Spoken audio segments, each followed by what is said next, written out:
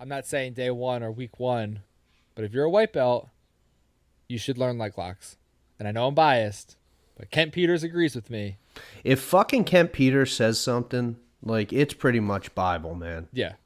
I'm Justin Lesko, a Brazilian Jiu Jitsu brown belt and a former pro MMA fighter. And I'm Mike Callahan, a Brazilian Jiu Jitsu brown belt and a law enforcement officer. You hear a lot of advice being given on the mat, some good and some bad.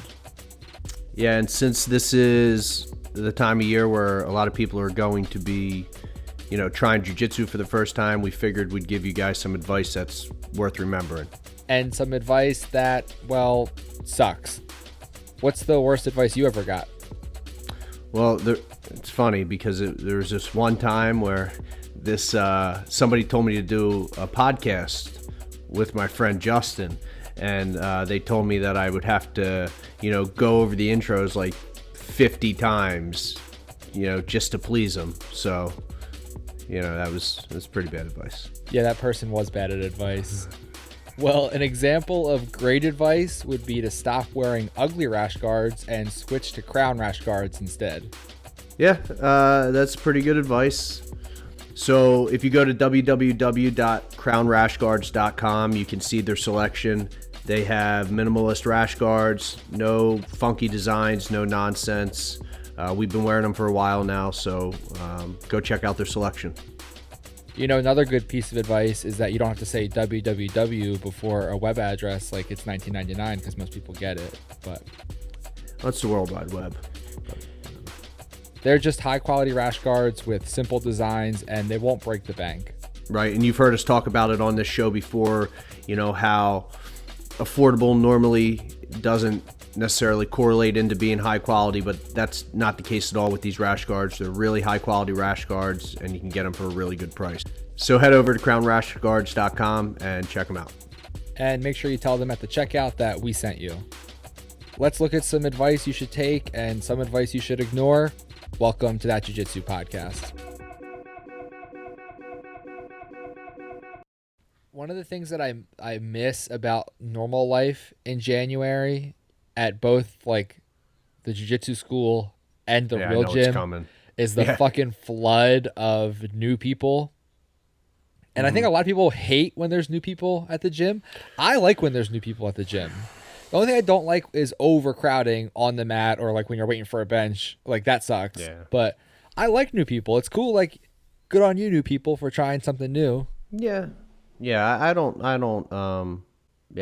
mind it. It's more rampant at fitness centers than it is at jiu-jitsu gyms, but there's definitely an increase in, sign-ups at jiu-jitsu gyms. Yeah, it makes sense. But yeah, listen, I love walking in and seeing the mats packed. Like I love that.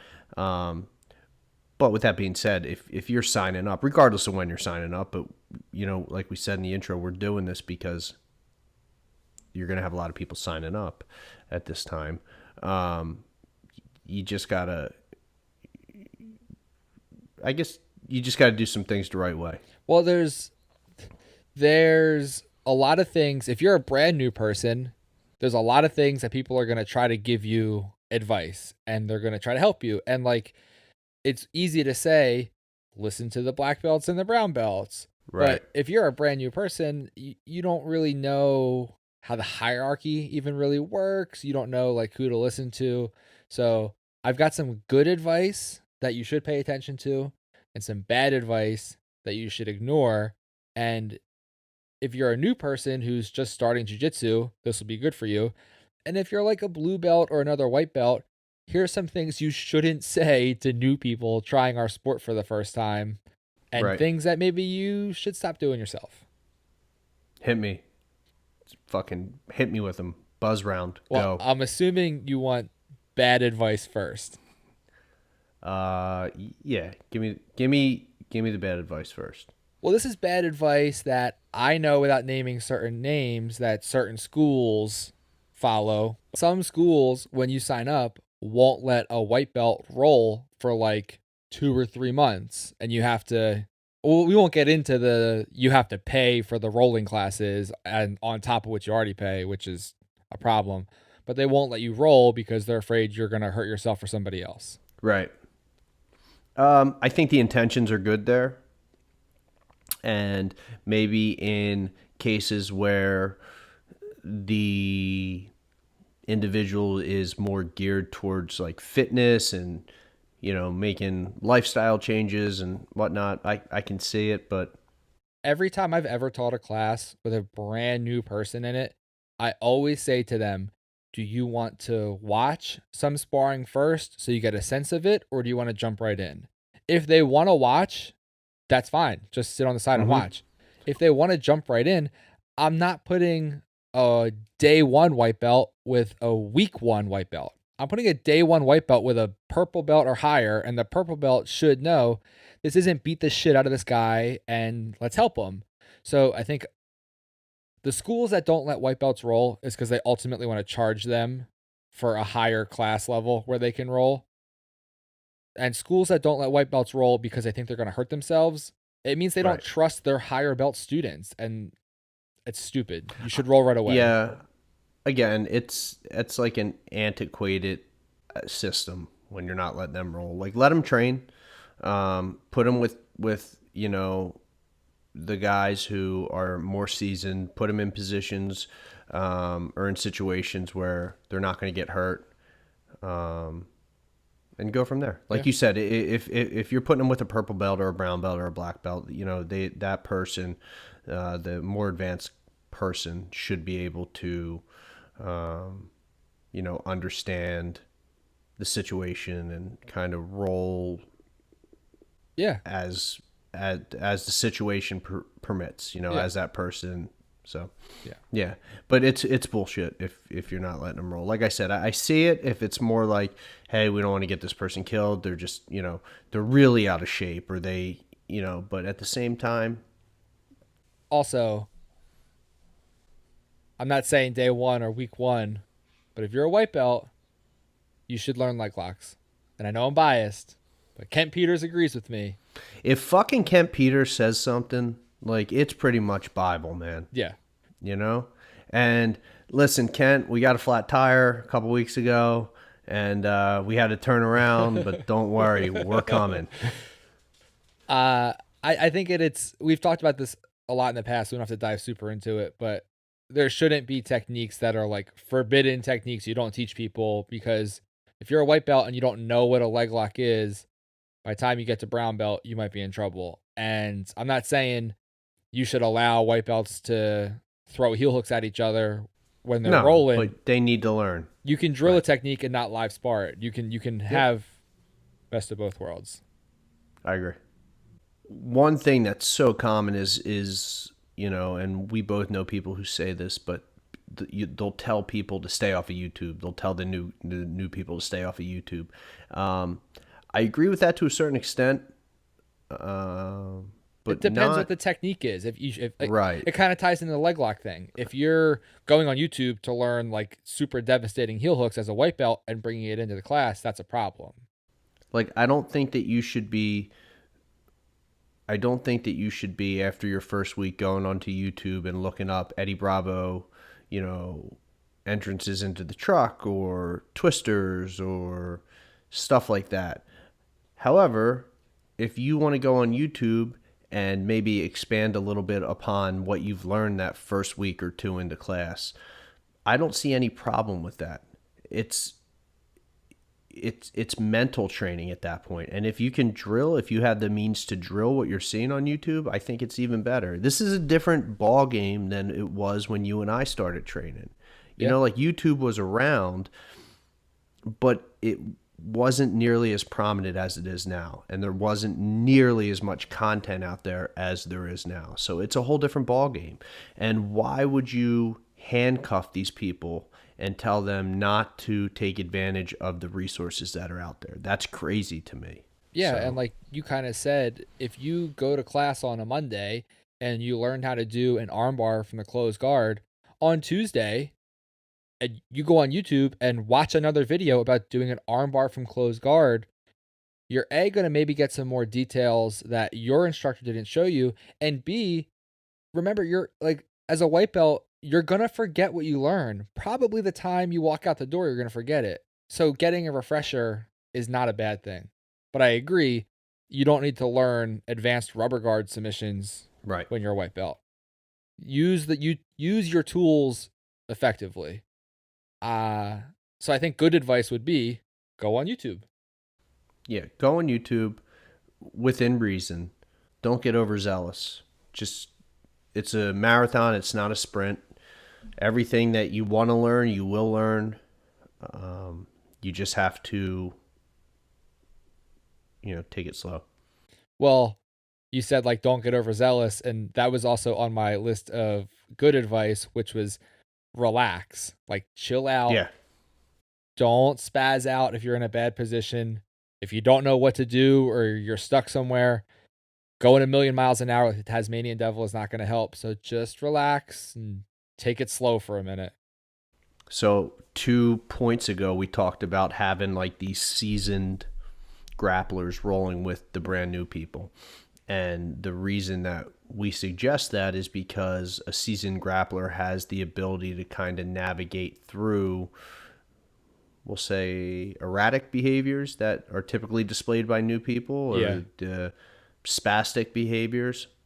However, if you spaz out and you hurt somebody because you're spazzing and you're rolling with a purple belt or a brown belt or a black belt, it's only going to be so long before you make them very angry. Right? Yeah. And it's only going to be so long before you piss them off, and they're truly capable of, of fucking you up. I was going to say And they're slowing you only, down, but yeah. so just relax. You're losing when you start. You're supposed to be losing when you start. It's not about winning and losing in the training room. It's about improving in the training room. If so, we're recording this on Thursday night. Today, Thursday the 14th. I thought you were going to say we're recording this on Thursday night. So today, Thursday day, Yeah. that usually No. comes before the night. Yeah, I know. January 14th, John Danaher posted something about George St. Pierre, and it was like it was a it was like a revelation of sorts, because he said that George St. Pierre, regardless of what training environment he was in, he was always training with the best people in the world, whether it was boxing or wrestling or grappling, and he was always putting himself into the most disadvantageous positions he could find. So when he would go train with Danaher and them guys, he wouldn't utilize any type of his wrestling to get into a position of advantage. He would always pull guard and always work with those guys in his weakest spots. When he was working with boxers, he would find like his weakest area, and that's the area that he would work from. Same thing with wrestling. I remember him training with like the Canadian national wrestling team. So losing isn't bad. We've said it on here a bunch of times. Like, if you're losing, especially when you're new, you're supposed to be losing. Just learn from it and you'll improve. Well, I think there's two bits that go into losing isn't bad. Number one is you sometimes will hear a white belt tell a new person to just stick with the white belts. Because if you're a white belt, you have a better shot against white belts. If you're Yeah. rolling with a purple belt or a brown belt or a black belt, you're going to lose. Like that's just the nature of starting something Right. new. A person with a decade of experience is going to be better than you. And I think that's bad advice. Like, there is going to be times when you're going to roll predominantly with the other white belts, but if you're not rolling with people who are significantly better than you, you're not going to get as good. You need that experience of rolling against those much better guys. Yeah, I agree. And that's, there's a progression of sorts, and this goes in a couple different directions here. There's a progression of sorts. Like, as a new person, like, um, you want to test yourself, but at the same time, like you said, just continuously rolling with white belts isn't really going to improve your game. And if you're a white belt and you're having success with certain techniques, it might work against the other white belts. By the time you get to blue Right. belt, it's not going to work anymore. The second point about losing is not bad kind of thing is sometimes lower belts will have the mentality, and you hear it sometimes passed around, but the mentality of don't tap too early, like try and defend the submission, because if Yeah. you get caught in an armbar, you need to know how to escape from it. But as a new person, you're Yeah. too inexperienced to know how experienced is my partner? Are they going to be able to control themselves? Are they not going to hurt me? And you also don't know your own line between this hurts, so I should tap, and this hurts, so I'm injured. So you don't want to learn those two lessons the hard way. If you think you're in danger, tapping is not losing in the training room. And if you think you're in danger and you tap, you get to live to fight another day. But if you wait too long to tap and your arm gets broken, you're out for a while. Yeah, and kind of running parallel with that theory is you don't understand the intricacies surrounding techniques either. You don't some like the a lot of these techniques in terms of joint locks can get very tight very quick, and maybe you don't know, you're not familiar with the timing of the moves, or the position that you're in and the danger that you're truly in. So yeah, if it's there's no reason to be a hero, Yeah.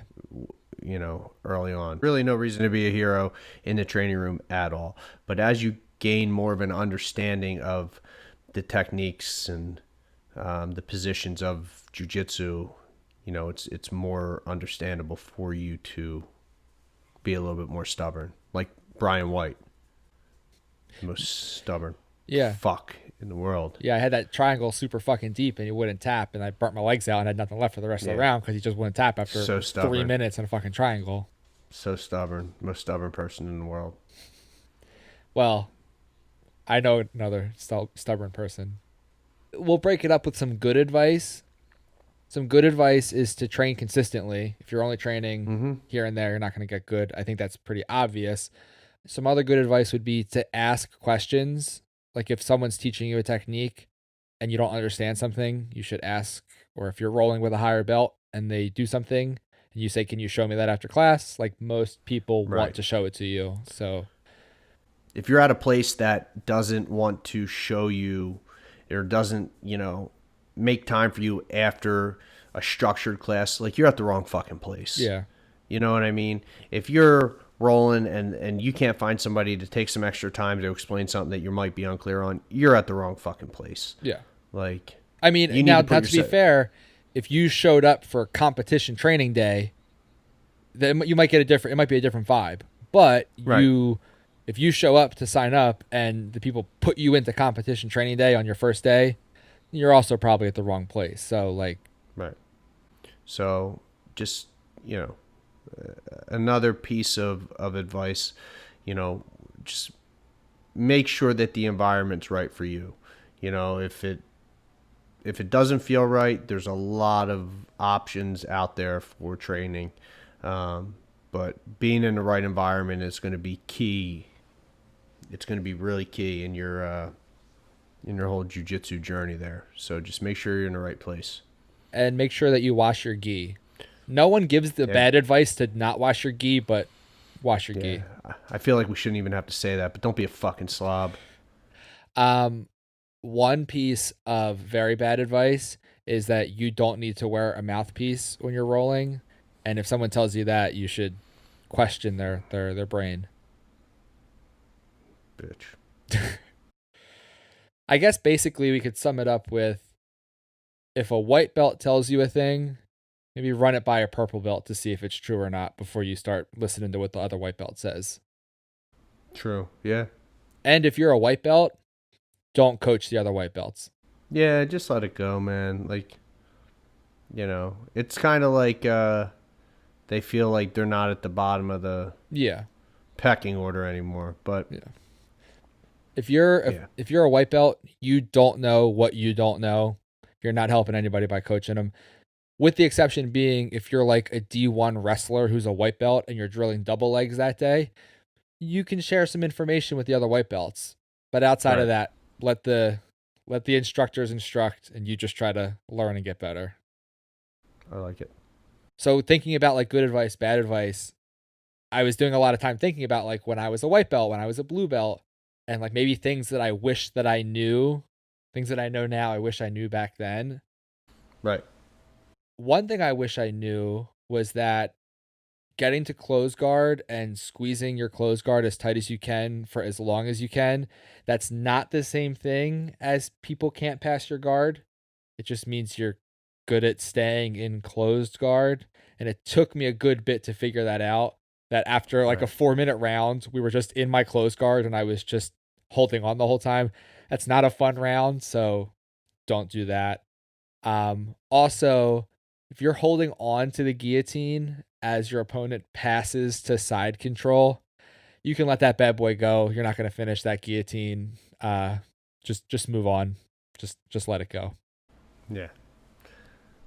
I mean, that's probably the biggest lesson you learn. Like, I remember just being, again, with Brian White, but just holding on to shit entirely too long. And then at the end of it, it's like, I'm not fucking letting go. And they're like, not this isn't working, We're not dude. moving. Yeah. We're not going anywhere. The guillotine and side control is the worst because as the person on top, you're safe from the choke and side control, but you can't really progress. Yeah, like, what are we doing? You know what I mean? Like, Yeah. what are we doing here? Yeah. Yeah, it's just, I I used to have like a lazy style of jujitsu. Then I kind of went into like a more, you know, I don't know, pressure centric style where, I was, going forward. But finding the balance has probably been the thing that, and I still don't, you know. When I started at United, they start on their feet, so it just brings another element to it. So you're doing 10 rounds, 10 sixes, and, you're starting from your feet each time. Like, you really can't get lazier and get launched on your fucking head. But it's finding the balance, learning and understanding yourself and understanding your gas tank and understanding what you're capable of. I think I understand it more than I did when I was white and a blue belt, but I'm still learning. Yeah. I think just in general, new people are going to come in, especially this time of year. Help them. Don't injure them as best you can. And if you're a white belt and you need help, just ask for it and everyone will have a good time. It'll all be fun. And by fun, we mean you're going to try to kill each other.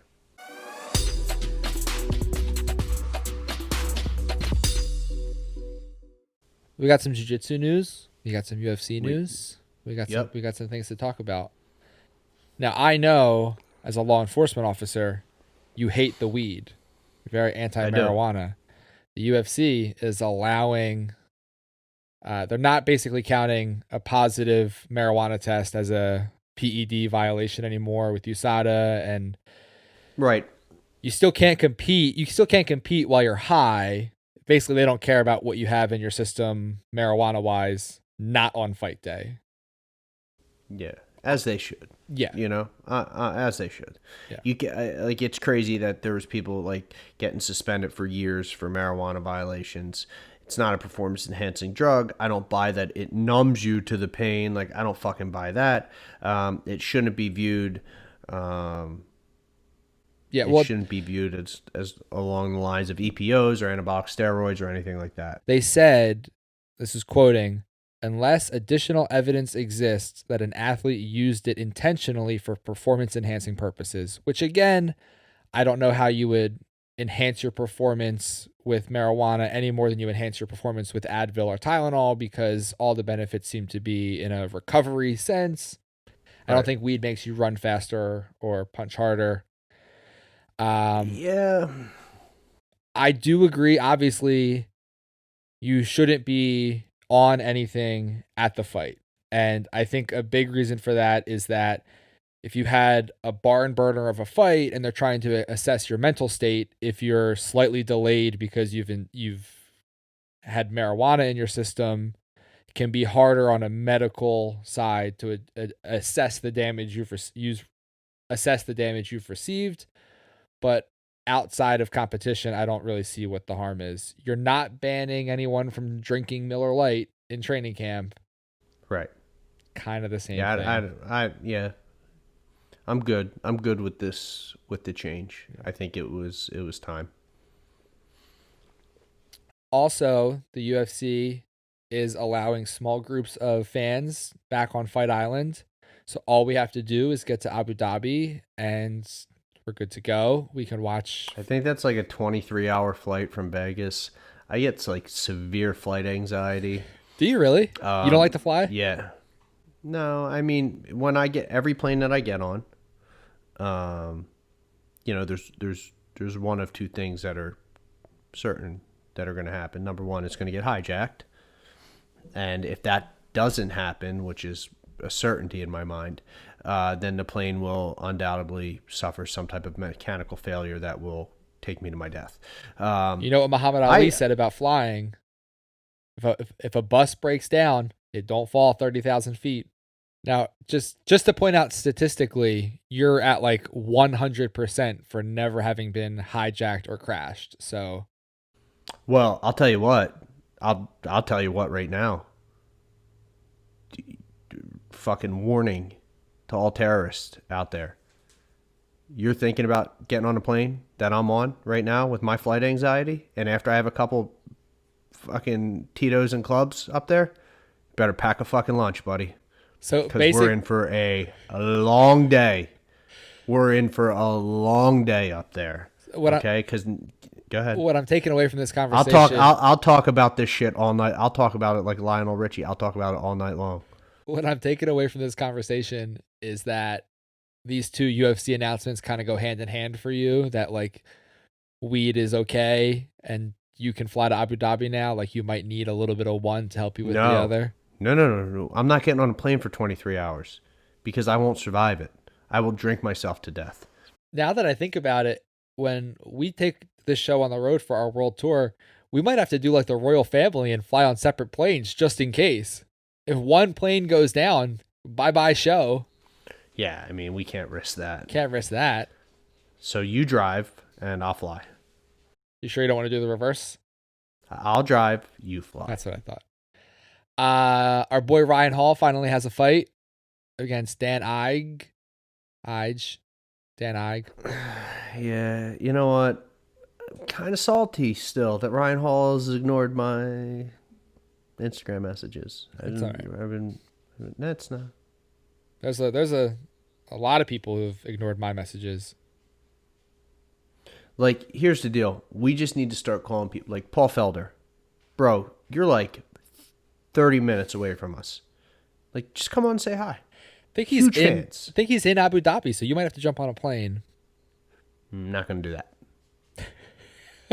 Not going to do that. Hey, Paul, we'll catch you when you get back to Philly. Feel free anytime. We'll catch you on the flippity flip. Yeah. But yeah, I'm glad Ryan Hall has a fight. I'm glad that after. I mean, like, here's the deal, too. It's like, if I not that I don't trust Ryan Hall, but like, I don't think people are turning down fucking fights against Ryan Hall. I do absolutely think people are turning down fights against Ryan Hall. But like, if you're the UFC, like, you know what I mean? Like, people are turning down fights with the UFC, and what are they saying? What are they saying? Like, oh, I don't want to fight Ryan Hall to the UFC?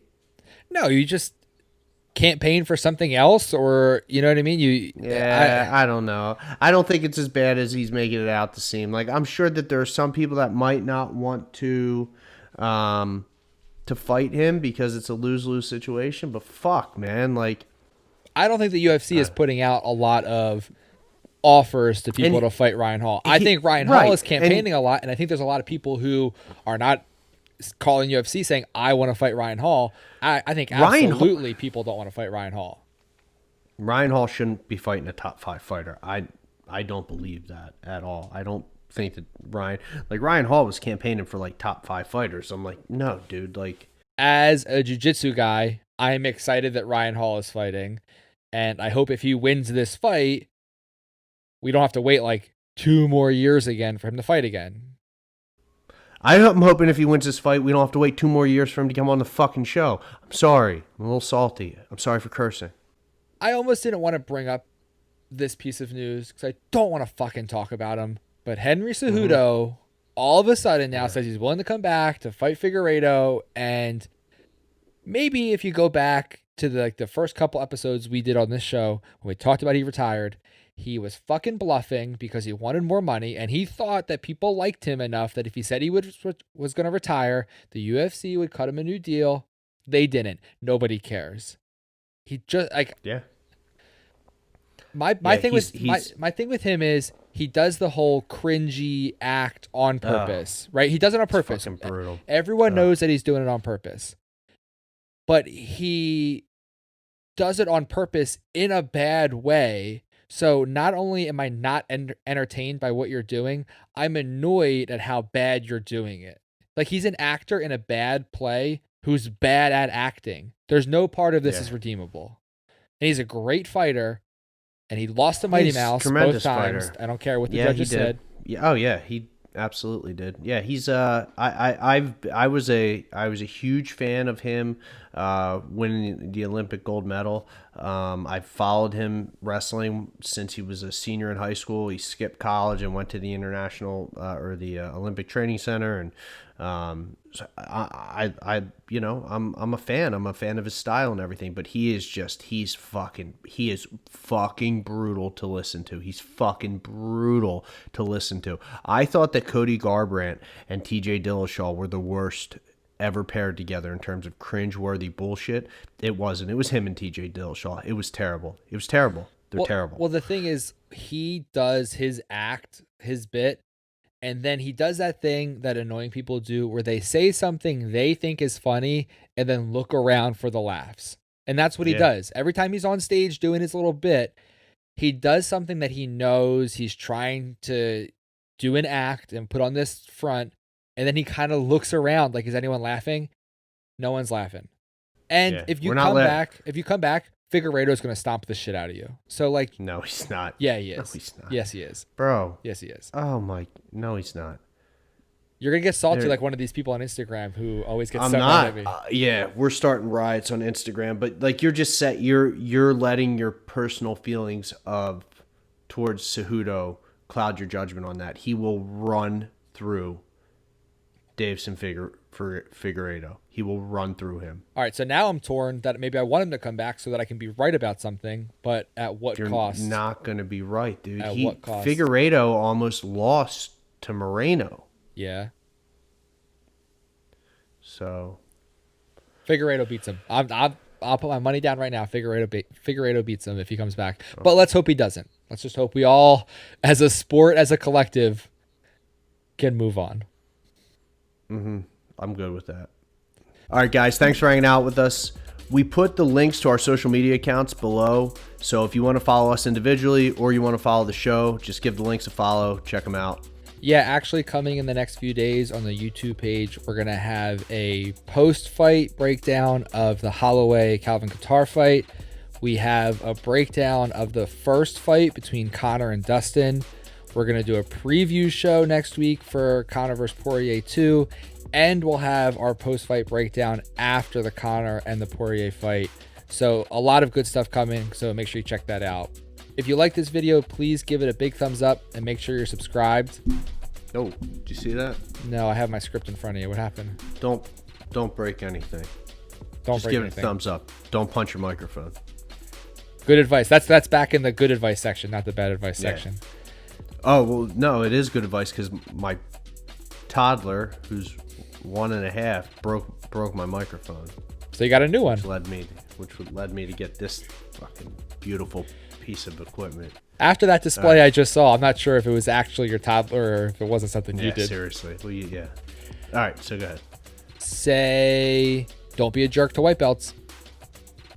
Don't be a jerk to white belts. That's something I can get on board with. We can all get on board with that. Thanks, everybody. We'll catch you next time. Thanks, guys.